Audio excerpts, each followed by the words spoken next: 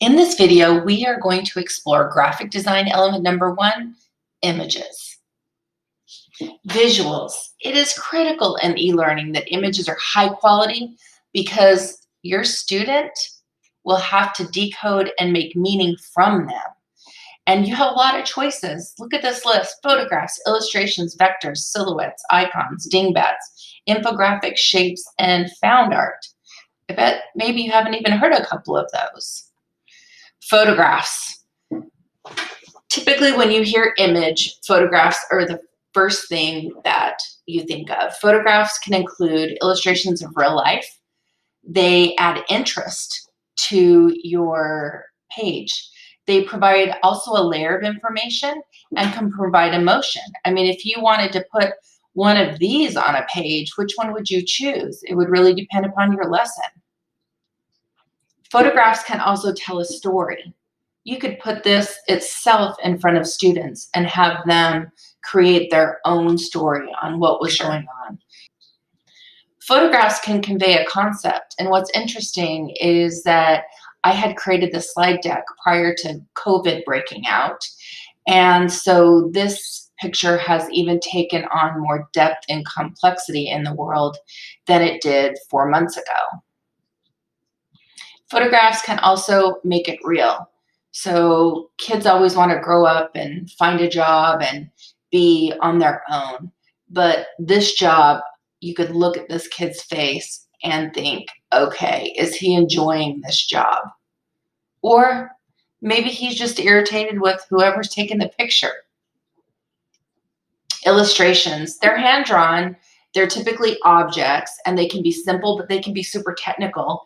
And they can be unique, they could be realistic, cartoonish. They do get pixelated if you make them too big, so that's one downside to illustrations. They can be done on a computer, and then they're called vectors. And what's awesome about vectors is that they can be resized as needed. So you can see this little guy, but then you can also see in the background of this slide that I made him really big, and they do not lose pixelation. Okay, so illustrations are interesting because they could be cartoons. So if I'm a teacher and I'm doing a lesson on apples, I have this many to choose from. I can have some unique effects. They could be realistic or they could be unrealistic. But when you choose one of these types, you need to stick with it through your whole entire lesson instead of going back between this cartoon and then this realistic one, unless you're doing it for a very specific reason. Okay, silhouettes. When people hear the word silhouette, typically they think of something here on the bottom, but silhouettes can also be really fun, used like this. One of the things when you're doing silhouettes, though, you don't want to place a picture like this on a page. You want to drag it out and have it fit your whole page so that it doesn't look clunky. Dingbats. Now, a lot of people have seen these on their fonts and they really don't think about what they're for. But what are really neat about dingbats is that they can help you create your own icons, and they can just add a simple flourish to a design. They are simple and clean, but you don't want to overuse them. So here is a dingbat, or excuse me, an icon that I created. I created a circle, and then I did an outline, and then I added this arrow to it, and then I did a bit of a shadow around it. So that's how quickly I was able to make this own icon.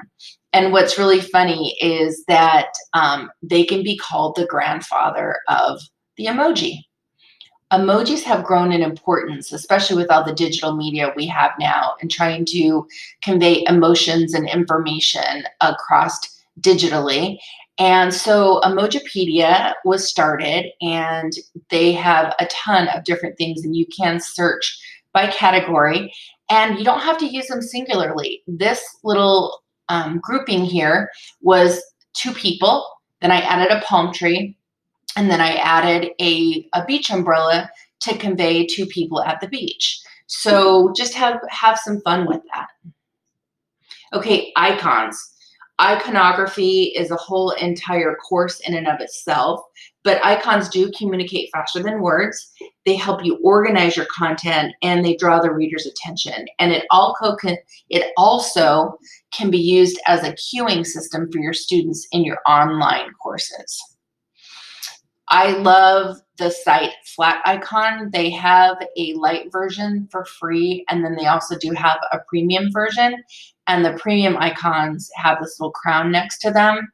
But what I want you to notice, I did a search for reading, and this is a population of the icons that populated. So you can see the difference in color, outlines. Some are monochromatic, some have similarities, and they do have a different feel. My favorite ones are like this, but on occasion, I do use a black and white one as well. So Flat Icon describes their three main types. You have a flat, lineal color, and lineal. And what you want to do is when you're creating, you want to choose one type and stick with it throughout your course. So some tips and caution when working with images. One, format, consistency is key. So if you begin with pictures, then you don't want to go into icons and you don't want to go into illustrations or vectors. Stay with one type unless you're using it for a very specific design element. And I am going to put below a link to this slide deck of instructional design and where you can find images. Now, one of the things I just spoke about not too long ago is your images and how they can look blocky on a screen. So look at how different this feels.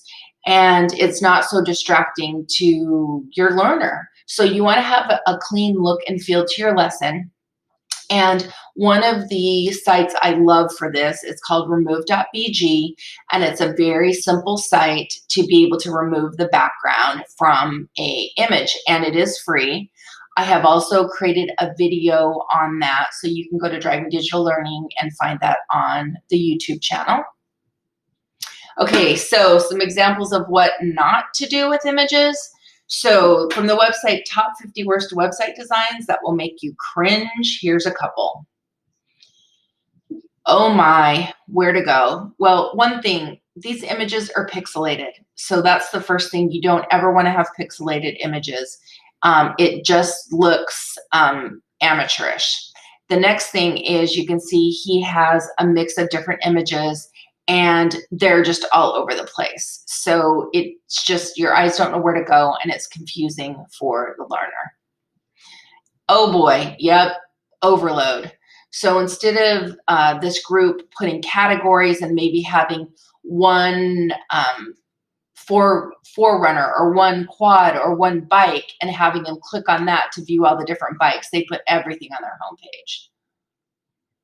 Now there's this one. I think they tried to be high-end and a little bougie here, but there is such a lack of contrast on this website that it makes it a challenge for people to even get interested in. It's just no engagement. And here we go. He has put this big background, big bold background. He has tons of information. He's included all these animals. He clearly likes animals and he's just stuck them everywhere.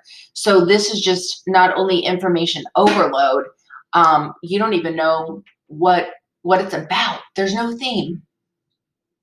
Okay, so final thoughts.